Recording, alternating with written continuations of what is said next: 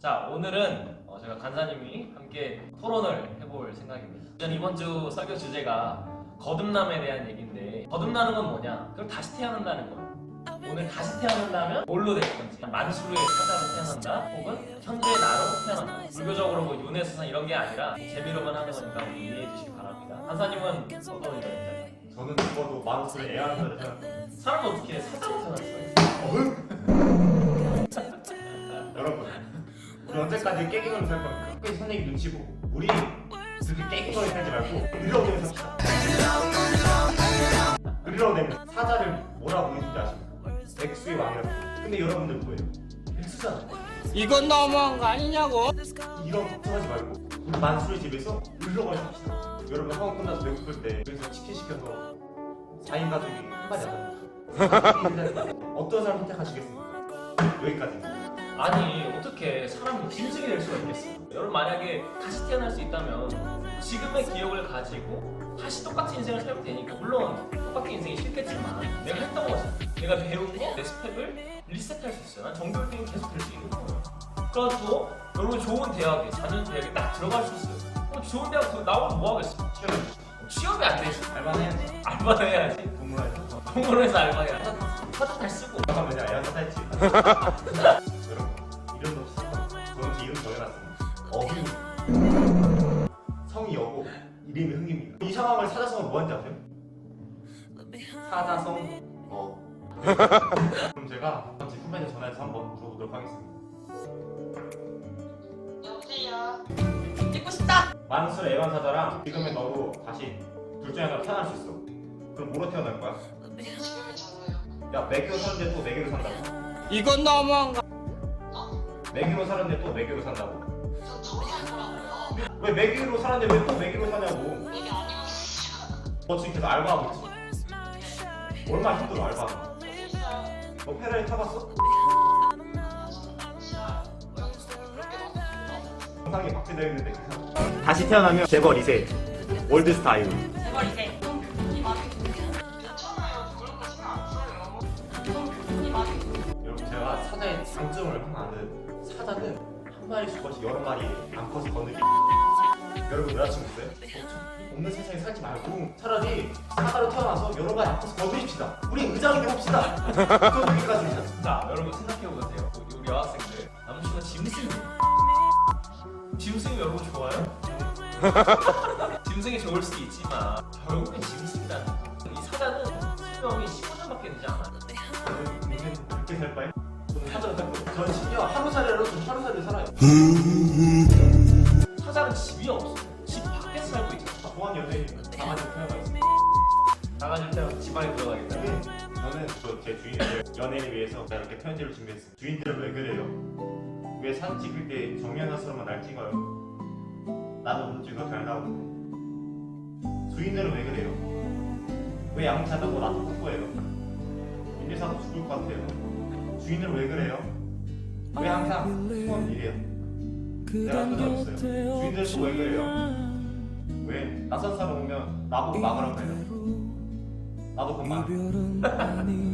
마지막으로 주인한테 한마디만 할게요. 내거 왜 잘라요? 못 잘라요. 꼬리야 꼬리.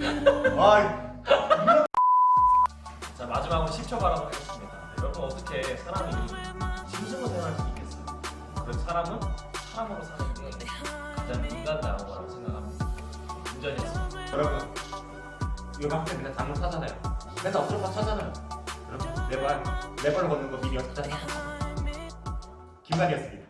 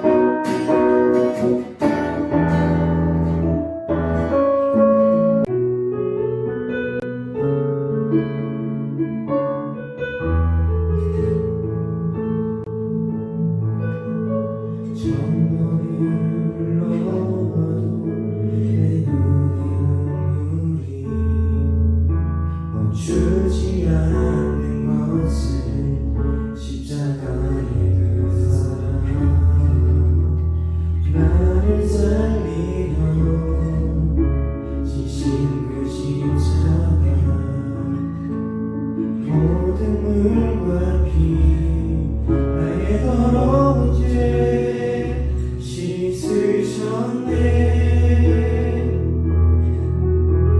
천번을 불러봐도 내 눈엔 눈물이 멈추지 않는 것은 십자가의 그 사랑. 나를 살리려 지신 그 십자가. 모든 물과 피 나의 더러운 죄 씻으셨네. 나를 향한 그 사랑 생명을 내어주사 영원한 생명을 내게 주심을 감사해. 천번을 불러도 내 눈에는 눈물이 멈추지 않는 것은 십자가의 그 사랑. 나를 살리려 하늘 보좌 버리신 나를 사랑하신 분 그분이 예수요.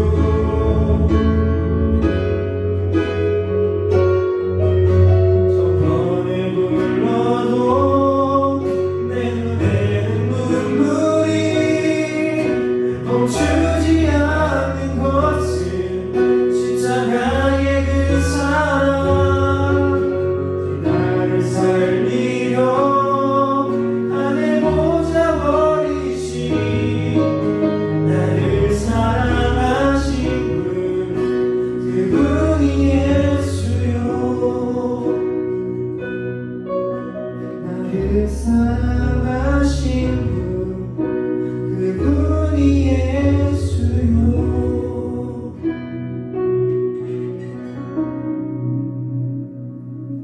오늘의 성경 말씀은 요한복음 13장 4절에서 8절까지의 말씀입니다.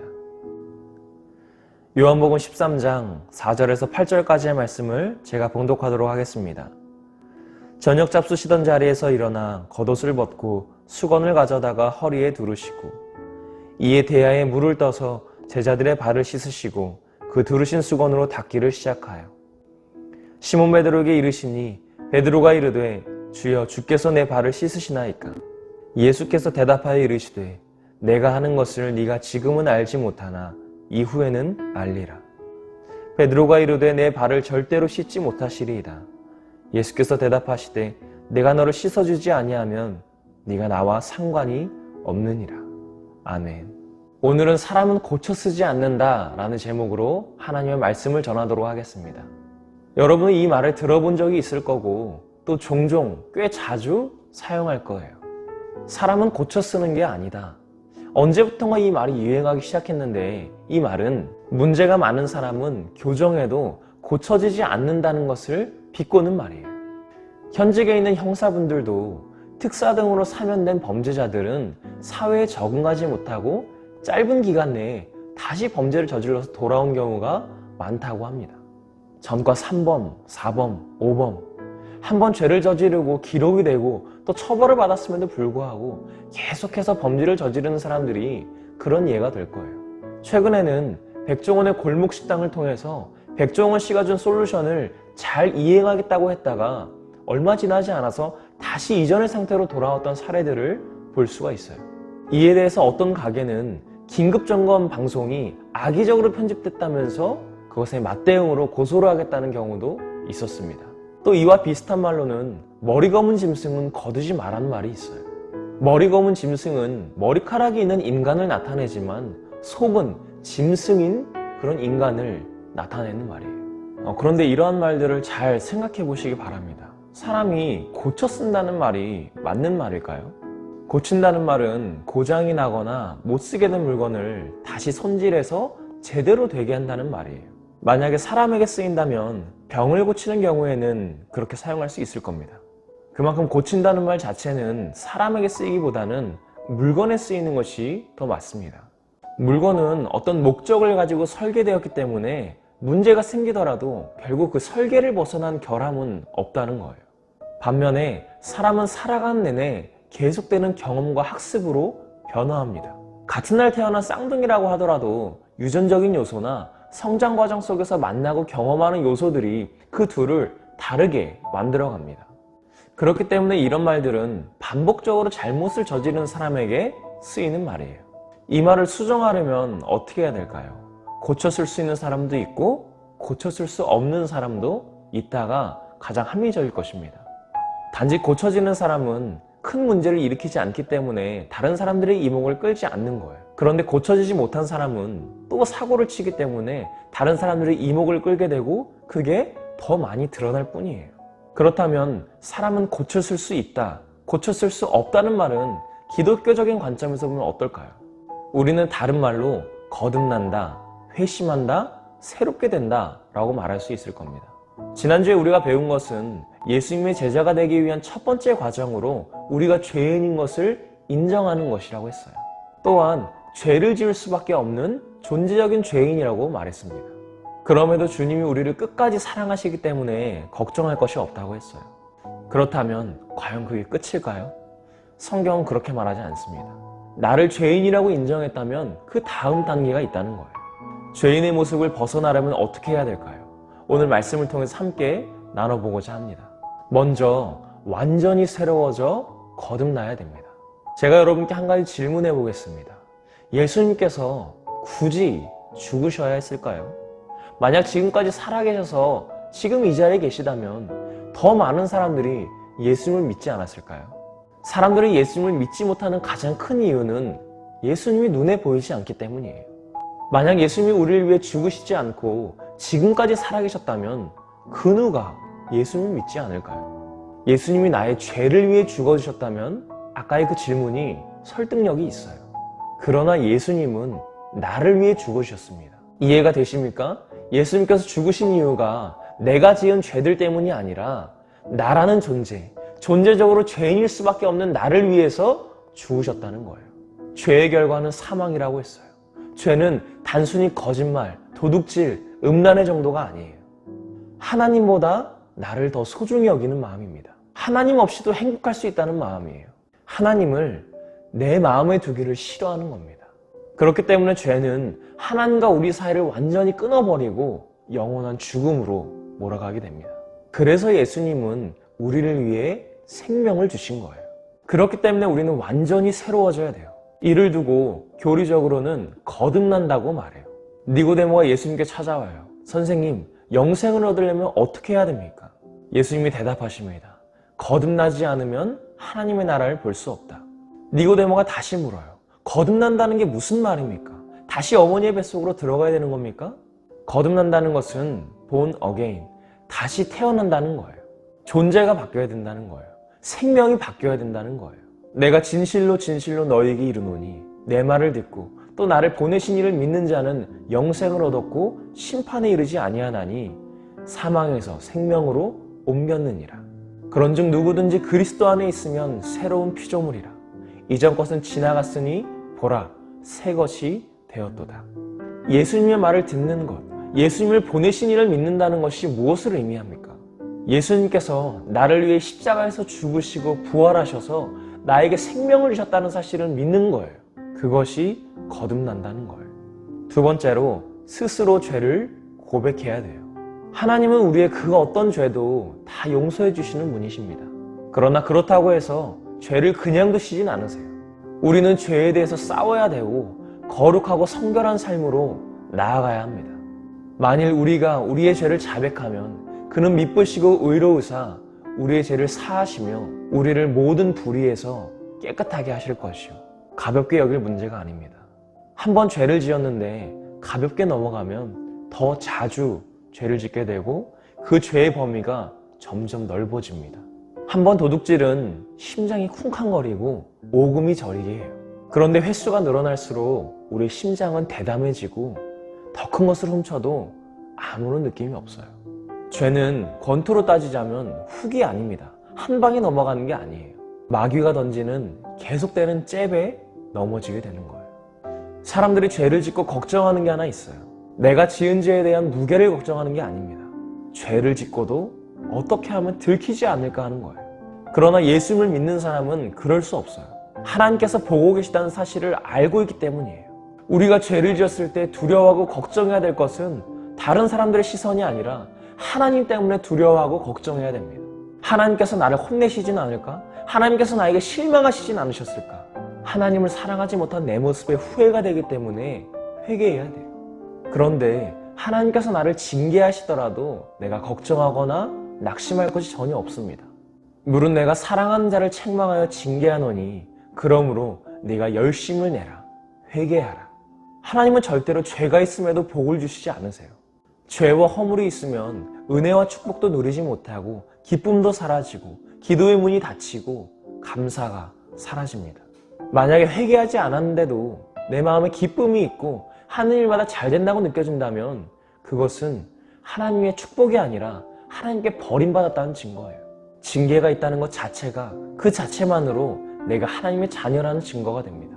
다른 사람들에게 내가 죄인이라고 고백하는 것이 부끄러운 일일 겁니다. 그러나 내 입술로 고백해야 돼요. 그래야 죄를 이길 수 있습니다. 사람들 앞에서는 그 죄가 부끄러운데 하나님 앞에서는 그 죄가 아무렇지 않다면 그것은 도저히 말이 안 되는 겁니다. 마지막으로 참견하시는 예수님을 온전히 받아들여야 합니다. 예수님께서 붙잡히시기 전에 제자들을 부르셨어요. 그리고 그들의 발을 씻어주셨습니다.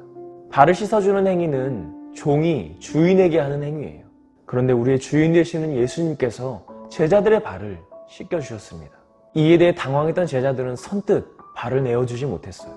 예수님은 곧 자신을 배신할 제자들에게도 발을 달라고 하셨습니다. 그리고 그 발들을 닦으시면서 그들을 사랑한다고 말씀하셨어요. 베드로의 차례가 되었습니다. 베드로는 절대로 예수님이 자신의 발을 씻지 못하게 할 거라고 말했어요. 그런데 예수님께서 대답하십니다. 내가 너를 씻어주지 아니하면 너와 나는 상관이 없게 된다. 이 세족식이 끝나고 얼마 지나지 않아서 예수님은 잡히시게 돼요. 그때 베드로는 예수님을 3번이나 부인했고 그때 닭이 울었습니다. 닭이 울 때 베드로가 생각했던 그 예수님의 한마디가 무엇이었을까요? 네가 닭 울기 전에 나를 3번 부인할 거야. 아니요. 내가 너를 씻어주지 아니하면 너와 나는 상관이 없게 될 거야. 이 말씀은 곧 예수님의 이런 마음이었습니다. 네가 나를 부인할 걸 알아. 네가 나를 떠날 걸 알아. 그런데 너도 나처럼 살아야 돼. 네가 나를 부인할 때, 나를 모른다고 할 때 오늘을 기억해. 네가 두려워서 나를 떠날 때 이 말을 기억해. 내가 오늘 너의 발을 씻었으니 이제 너는 어떤 일이 있어도 나와 상관없는 사이가 아니야. 뗄래야 뗄 수 없는 관계가 됐어. 나는 항상 너를 참견하고 있단다. 그러니 걱정하지 마. 죄로 가득 찬 우리의 마음의 방은 정리되어 있지 않고 그 누구에게도 보여주기 싫을 만큼 더럽습니다. 그렇기 때문에 문을 잠궈버리고 숨어버리게 돼요. 그런데 그때 하나님의 음성이 들립니다. 볼지어다 내가 문 밖에 서서 두드리노니 누군지 내 음성을 듣고 문을 열면 내가 그에게로 들어가 더불어 먹고 그는 나와 더불어 먹으리라. 문 밖에 서서 내가 문을 열 때까지 그 문을 두드리시는 그 예수님을 생각해 보시기 바랍니다. 그런데 그 예수님의 손을 한번 상상해 보세요. 손이 다 짓물려 있어요. 얼마나 문을 두드리셨으면 그 손이 다 물러져서 피가 흐르고 있다는 거예요. 정말 진심으로 회개하면 주님이 용서해 주시는 사실을 믿지 못했기 때문에 주님을 기다리게 했고 아프게 했습니다. 많은 사람들이 마음을 정리한 후에 예수님께 문을 열어주고 싶어 합니다. 그러나 그 마음이 예수님의 손에 피가 흐르고 진물이 나게 합니다. 사실 예수님의 마음은 이런 거예요. 문만 열어. 내가 가서 함께 정리해 줄게. 그리고 방을 정리한 후에 우리 같이 밥 먹자. 사랑하는 청소년부 여러분, 저는 이번 설교를 준비하면서 또 하나님의 그 크신 은혜를 경험했습니다. 교회적으로 말고 제 개인적으로 오늘은 기념일이에요. 바로 제가 여러분과 만난 지 2년이 되는 주간이에요. 저는 항상 어느 사역제를 가든지 가장 먼저 할 설교를 예수짜리라는 설교로 정했습니다. 기억할지 모르겠지만 그 5만원짜리 지폐를 찢었던 그 설교 기억하시나요? 그런데 이번 주 주제를 다루고 있는 책의 내용 중에서 예수님짜리라는 단원이 있었습니다. 그리고 한 예화 속에서 어떤 설교가가 5만원짜리 지폐를 들고 예수님짜리 인생을 설명하고 있는 걸 봤어요. 저와는 조금 다르지만 제가 전하고자 하는 메시지가 그것과 비슷했습니다. 여기에 5만원짜리 현금이 있습니다. 이 5만원을 아무리 우리가 꾸기고 또 밟고 혹은 찢어버려도 이 돈의 가치가 떨어지게 되는 걸까요? 이 조각들만 온전하다면 이 돈의 가치는 변하지 않아요. 은행에 가면 오히려 새 것으로 바꿔줍니다. 우리도 마찬가지입니다. 우리가 죄를 짓고 하나님과 멀어졌을 때 가장 기뻐하는 것이 마귀예요. 이 지폐처럼 우리의 마음을 갈갈이 찢어넣기를 원합니다. 그러나 우리는 하나님의 창조물로서 가지는 영적 가치를 지니는 동시에 언제나 넘어질 수 있고 죄를 지을 수 있는 연약함도 함께 있습니다. 연약한 부분의 조각까지 가지고 있어야 비로소 하나님의 자녀인 조각과 하나가 돼서 온전한 예수짜리 인생이 됩니다. 그리고 그 예수짜리 가치는 영원히 변하지 않습니다. 사람은 고쳐 쓰는 게 아니에요. 회심해야 됩니다. 주님께 돌아와야 됩니다. 회개해야 돼요. 그리고 거듭나야 돼요. 그렇게 될 때 우리의 영혼이 사망에서 생명으로 옮겨지게 됩니다.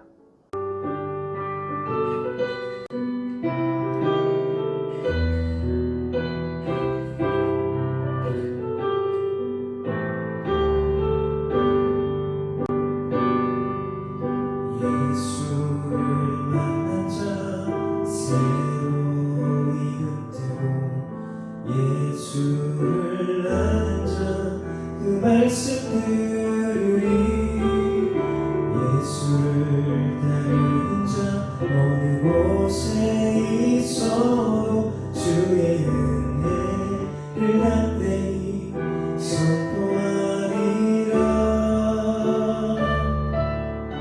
예수를 만난 자 새로운 이름 뜨고 예수를 아는 자 그 말씀 들으리 예수를 따르는 자 어느 곳에 있어도 주의 은혜를 담대히 선포하리라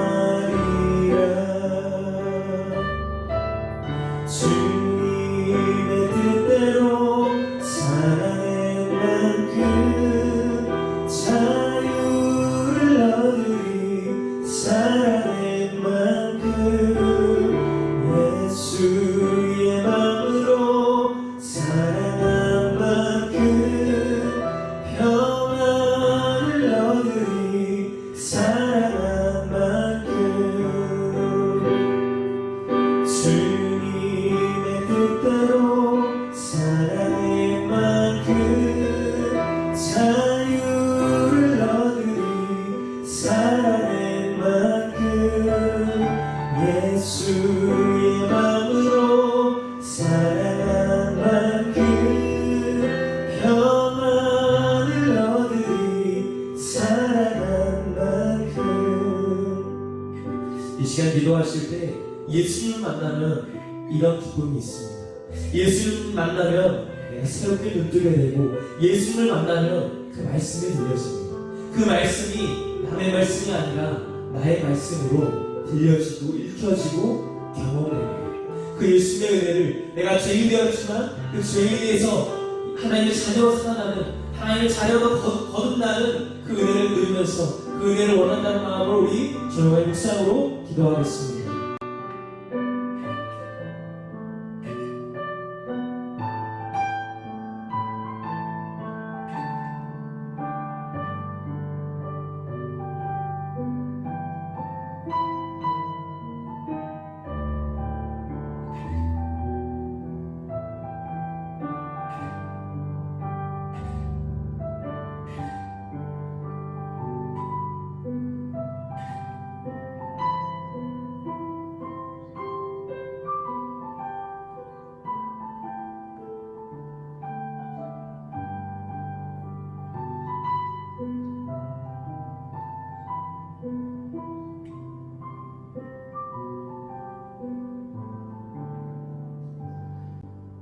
하나님, 이 시간 우리의 모든 것을 내려놓습니다.